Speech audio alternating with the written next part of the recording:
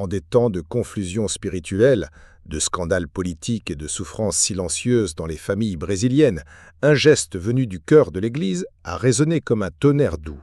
La bénédiction solennelle du pape Léon XIV sur le Brésil. Un simple acte liturgique, oui, mais aussi une prophétie incarnée. Lorsque le pape a posé ses mains sur une grande carte du Brésil, étalée devant lui sur la place Saint-Pierre lors de la prière de l'Angélus, et qu'il a proclamé « Que le Brésil reçoive les grâces d'un nouveau printemps spirituel », le monde a regardé en silence. Pour beaucoup, ce n'était qu'un geste symbolique.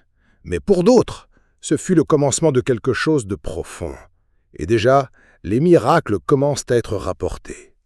À Sao Paulo, une femme âgée dans le coma depuis plusieurs semaines s'est réveillée en entendant le nom du pape à la télévision. Dans le serton de Bahia, un groupe de jeunes se moquant de la foi a décidé de prier le rosaire après avoir vu la bénédiction. L'un d'eux, qui pensait au suicide, a été sauvé ce jour-là. À Florianopolis, une paroisse qui restait vide depuis des mois a été remplie en moins de 48 heures. Mais qu'est-ce cette bénédiction? D'où lui vient sa puissance? Et comment accueillir les grâces qu'elle déverse? Selon le catéchisme de l'Église catholique, Céciticiums, les bénédictions sont des louanges à Dieu et des prières pour obtenir ses dons. En Christ, les chrétiens sont bénis par Dieu le Père de toutes sortes de bénédictions spirituelles. 1 Ep 3. Quand un prêtre bénit, il agit in persona Christi. Et lorsque c'est le pape, avec une intention universelle, c'est un geste d'une portée spirituelle incalculable. Il ne s'agit pas d'un beau geste. La bénédiction du Saint-Père est un acte d'autorité spirituelle sur la terre. Le pape est le successeur de Pierre, et Jésus a dit « Tout ce que tu lieras sur la terre sera lié dans le ciel ».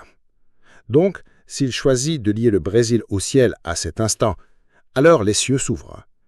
Mais pourquoi maintenant? Et pourquoi le Brésil? Selon des sources vaticanes, le pape Léon XIV aurait reçu des centaines de lettres de fidèles brésiliens demandant des prières pour la conversion nationale, la guérison des familles et la libération de la jeunesse. Le pontife, sensible aux cris des petits, aurait alors décidé de consacrer une partie de son audience générale et de l'Angélus du dimanche à notre pays. Ce geste a attiré l'attention du monde entier et a rallumé au Brésil une espérance que beaucoup croyaient perdue. Pour comprendre la portée spirituelle de la bénédiction papale sur le Brésil, il faut regarder au cœur de l'homme qui l'a donnée. Le pape Léon XIV n'est pas un pontife comme les autres. Dès le début de son pontificat, il a manifesté une affection particulière pour l'Amérique latine, un continent souvent marginalisé, mais riche d'une foi vivante. Dans son tout premier discours, il déclarait « J'entends le cri des peuples simples, des jeunes sans espoir, des mères qui prient seules pour leurs enfants. L'Amérique latine a une mission.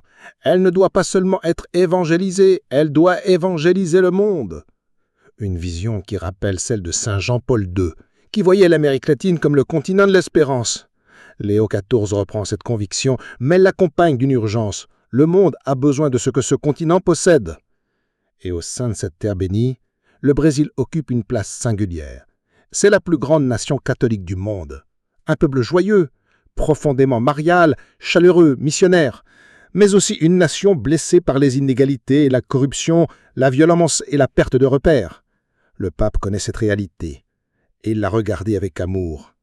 Il aurait dit en privé à un groupe d'évêques « Le Brésil est une terre de miracles, mais il doit redécouvrir le Dieu des miracles. » Sa bénédiction n'est donc pas une consolation, c'est une convocation, un appel à se lever, à se réveiller, à vivre la foi avec audace et radicalité. Le catéchisme 1673 enseigne que les bénédictions peuvent aussi repousser le mal et consacrer les personnes au service de Dieu. Cela signifie que le territoire brésilien tout entier a été placé par cette bénédiction sous l'autorité spirituelle du Christ. Et dans l'histoire, à chaque fois qu'un peuple a été ainsi visité, des mouvements de conversion, de réveil et de sainteté ont émergé. Serait-ce ici, aujourd'hui, le tour du Brésil? Depuis la bénédiction de Léon XIV, les témoignages se multiplient.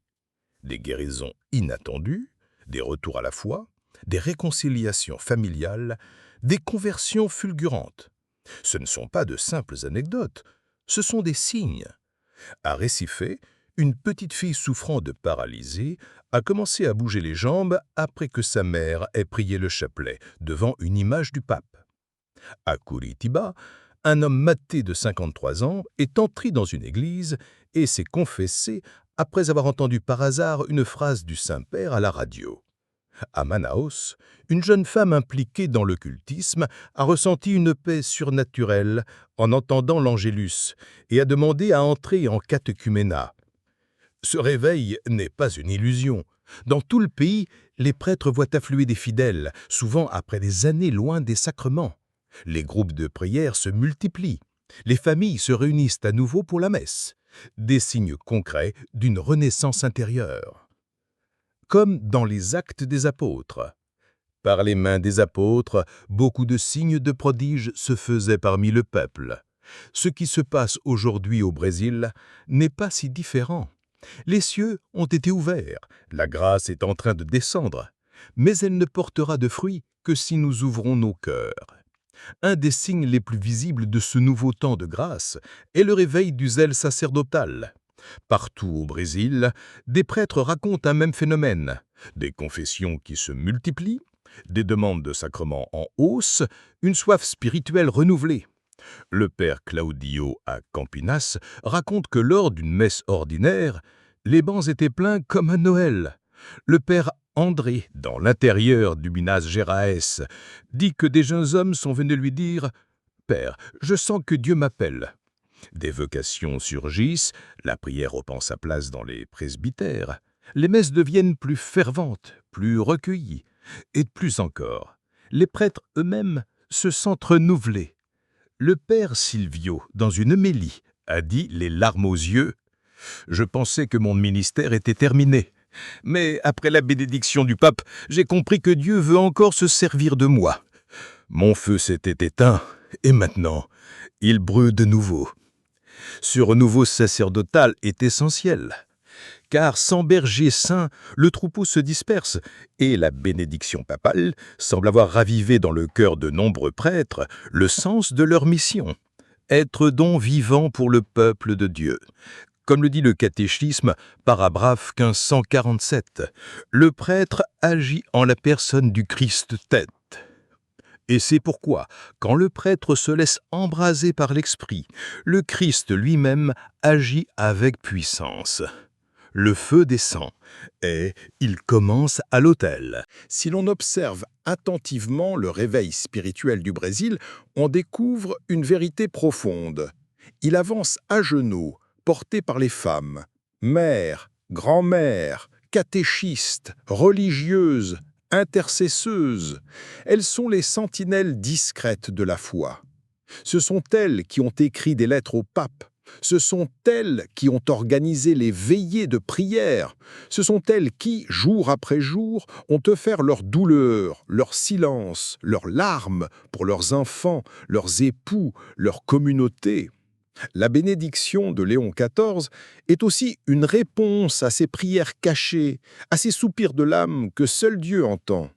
Dans les communautés de base, ce sont les femmes qui dirigent le rosaire, qui enseignent la foi, qui gardent l'Église propre, qui accueillent les pauvres, et aujourd'hui, elles commencent à voir le fruit de leur fidélité. Le pape François a dit un jour « L'Église est femme, elle est mère, et la foi, nous la recevons surtout de nos mères et de nos grands-mères. » C'est vrai aussi au Brésil, et c'est pourquoi, dans ce réveil, les femmes ont une place centrale. Elles ne prêchent peut-être pas en chair, mais elles prêchent par leur vie. Elles ne célèbrent pas l'Eucharistie, mais elles offrent leur quotidien comme un sacrifice vivant. Et Dieu voit cela, et Dieu bénit cela. Dans les favelas de Rio comme dans les campagnes reculées de l'Amazonie, un même phénomène se produit. Les communautés paroissiales commencent à renaître. Des églises autrefois vides voient leurs bancs se remplir. Des chapelles abandonnées sont réparées par les habitants. Des groupes de jeunes se forment spontanément pour prier, servir, évangéliser. Le vent souffle, et il souffle fort. À Bélem, une paroisse a réactivé les adorations nocturnes et les fidèles se relaient sans interruption depuis 15 jours. À Fortaleza, un groupe de laïcs a organisé une mission porte-à-porte qui a ramené à la messe plus de 80 familles. À Porto Alegre, des familles entières ont demandé le baptême après des années d'éloignement. Ce sont des petites résurrections quotidiennes, des gestes simples mais puissants. Et chacun d'eux est une réponse à la bénédiction du pape. La communauté chrétienne n'est pas un lieu social, elle est le corps vivant du Christ. Et quand une bénédiction la touche, elle reprend vie. Comme le dit saint Paul, « Vous êtes le corps du Christ et chacun est un de ses membres. » 1 Cor 12, 27. Aujourd'hui, ce corps se réveille. Il se remet en marche, il respire et il recommence à aimer. Un des fruits les plus puissants et visibles de cette bénédiction a été le retour au rosaire. Dans toutes les régions, dans tous les milieux sociaux, des milliers de Brésiliens ont commencé ou recommencé à prier cette prière ancienne, humble mais redoutable. Dans les bus, à l'école, au travail, dans les familles, le rosaire revient. On raconte qu'à Brasilia, des fonctionnaires se sont réunis chaque jour à midi pour prier un chapelet discret dans la cafétéria. À Salvador, une procession mariale a rassemblé plus de 20 000 personnes en silence avec le chapelet à la main. À Curitiba, une école a instauré 10 minutes de prière du rosaire avant le début des cours. Que cela signifie? Cela signifie que le peuple a compris. Marie est la clé. Et ce n'est pas un hasard si le pape Léon XIV, dans sa bénédiction, a invoqué Notre-Dame Aparecida, disant « Mère noire du Brésil, protège ton peuple, conduis-le à ton fils ». La puissance du rosaire est immense. Saint Louis-Marie Grignon de Montfort disait que un seul Ave Maria bien récité fait trembler tout l'enfer. Et aujourd'hui, le Brésil fait trembler l'enfer, un grain de chapelet à la fois. Beaucoup de catholiques ont entendu le mot bénédiction toute leur vie, mais peu comprennent en profondeur la force spirituelle qu'elle contient. Il ne s'agit pas d'un simple souhait ou d'un vœu pieux. Une bénédiction, lorsqu'elle est donnée avec autorité spirituelle, change réellement les réalités invisibles. Dans la Bible, nous voyons que chaque fois qu'un père bénissait un fils, son avenir en était marqué. Isaac bénit Jacob, et cette bénédiction s'est réalisée dans les siècles. Moïse bénit les tribus d'Israël avant de mourir. Jésus bénit les enfants en les embrassant, et il bénit le pain qui allait devenir son corps. Quand le pape bénit, il le fait comme vicaire du Christ. Ce n'est donc pas lui seul qui bénit, c'est Jésus lui-même qui passe à travers lui. C'est pourquoi la bénédiction du pape Léon XIV sur le Brésil est si puissante. Elle touche non seulement le moment présent, mais le futur du pays. Elle agit sur les cœurs, sur les familles, sur les esprits. Elle ouvre des chemins de retour à Dieu. Le catéchisme de l'Église catholique, paragraphe 1669, enseigne que chaque bénédiction est louange de Dieu et prière pour obtenir ses dons. Ainsi, la bénédiction papale sur le Brésil est un acte liturgique, mais aussi une proclamation prophétique, une prière d'intercession et un déclencheur de grâce. Elle n'a pas passé inaperçue dans le monde spirituel. Les cieux l'ont entendu. Et les ténèbres aussi. Un des signes les plus émouvants de ce nouveau printemps spirituel est la réponse des jeunes. Dans un monde qui les noie dans le virtuel, les détourne de la foi, les confond sur leur identité, le ciel les appelle à se lever. Et ils répondent. À Belo Horizonte, un groupe de lycéens s'est mis à prier le chapelet à la récréation. À São Luís, une mission d'évangélisation menée par des jeunes a visité des hôpitaux en chantant et en priant pour les malades. À Rio de Janeiro, un festival de louanges a attiré plus de 30 000 jeunes. Ils ont soif de Dieu, ils veulent quelque chose de vrai, de grand, de beau, et ils découvrent que Jésus est tout cela. Le pape Léon XIV, en recevant des jeunes Brésiliens au Vatican, leur a dit « Ne laissez personne voler votre espérance. Le monde a besoin de votre foi, de votre courage, de votre amour. » Ces mots résonnent aujourd'hui comme un appel au combat spirituel. Les jeunes ne sont pas l'avenir de l'Église, ils sont déjà son présent.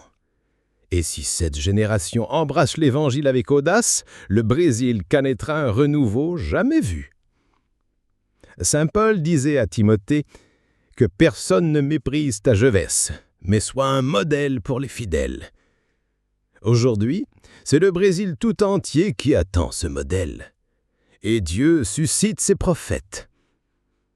Toute grâce provoque une réaction, et toute bénédiction est suivie d'une épreuve. Après la bénédiction de Léon XIV, il ne faut pas s'étonner si le combat spirituel s'intensifie. Déjà, des oppositions surgissent, des critiques, des moqueries, des tentations, des distractions. Des mouvements qui cherchent à relativiser la foi, à refroidir les cœurs, à décourager des avancées. Mais cela prouve une chose, le réveil est réel. L'Apocalypse parle d'un dragon furieux contre la femme qui enfante. Alors, le dragon s'irrita contre la femme et s'en alla faire la guerre au reste de sa descendante. Aujourd'hui, cette femme, c'est l'Église, et sa descendance, c'est chacun de nous. Mais nous ne sommes pas seuls. Le même Dieu qui bénit protège. Le même Esprit Saint qui appelle fortifie. C'est le temps de mettre l'armure, de prendre le bouclier de la foi, l'épée de la parole, le casque du salut, de combattre non pas avec haine, mais avec amour. Le combat est réel, mais la victoire appartient au ciel. Un autre fruit discret, mais profond de la bénédiction papale, est que l'Église brésilienne commence à se souvenir de qui elle est. Elle n'est pas un club social, elle n'est pas une ONG. Elle est l'épouse du Christ. Elle est la continuation visible de la mission du Christ dans le monde. Des évêques commencent à prêcher avec feu. Des catéchistes retrouvent leur zèle. Des communautés redécouvrent la beauté de la liturgie. Des fidèles se rappellent que la messe est le ciel sur la terre. Dans les séminaires, les vocations reprennent vie. Dans les couvents, les sœurs prient avec une ferveur renouvelée. L'Église commence à ressentir la grâce de la visitation. Comme Élisabeth, à la visitation, elle s'écrie « Comment m'est-il donné que la mère de mon Seigneur vienne à moi ?» Dans le Via de Retornup, le Brésil peut toujours lui dire « Comment m'est-il donné que le ciel se penche sur moi ?» Mais la bonne réponse n'est pas la peur, c'est la fidélité. C'est se souvenir de notre baptême, c'est redevenir lumière, c'est annoncer Jésus avec joie et courage. Depuis la bénédiction du pape Léon XIV, de nombreux fidèles ont rapporté des phénomènes mystérieux. Ce ne sont pas des superstitions, mais des signes qui ont toujours accompagné les temps de visitation divine. Des paroissiens à Goiás ont vu une lumière intense dans le ciel pendant l'élévation à la messe. À Recife, une statue de la Vierge Marie a exhalé un parfum de rose. À Campenas, une famille affligée a vu des colombes blanches voler au-dessus de leur maison après avoir récité le rosaire pour la première fois depuis des années. Ces manifestations, bien que discrètes et non officielles, rappellent ce que dit le livre des Actes. « Je ferai des prodiges en haut dans le ciel et des signes en bas sur la terre. » Mais le plus grand signe n'est pas celui que les yeux voient, c'est la transformation des cœurs. C'est un mari qui demande pardon, un enfant qui veut se confesser, une mère qui reprend la prière, un prêtre qui retrouve la joie. Chaque conversion est un miracle plus grand que n'importe quelle lumière dans le ciel.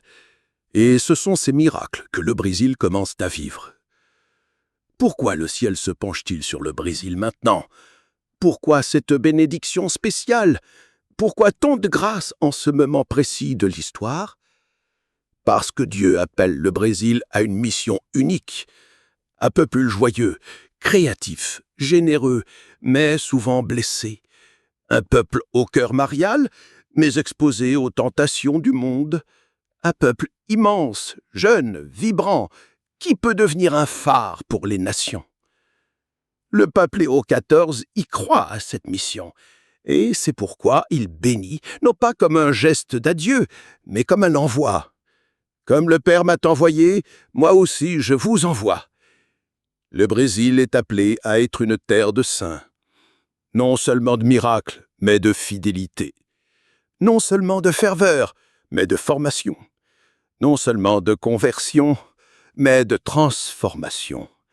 C'est un appel, et c'est aussi un choix. La bénédiction papale ne fut pas une fin, mais un commencement, un souffle, un appel, un acte de Dieu qui attend, de notre part, une réponse concrète, vivante, incarnée. Tout au long de l'histoire biblique, le Seigneur a toujours respecté la liberté de son peuple. Il n'impose jamais la grâce. Il propose, il appelle, il attire, mais c'est à nous de répondre. C'est pourquoi la bénédiction du pape Léon XIII sur le Brésil est aussi une invitation à un engagement. Voici, je me tiens à la porte et je frappe. Si quelqu'un entend ma voix et m'ouvre, j'entrerai chez lui.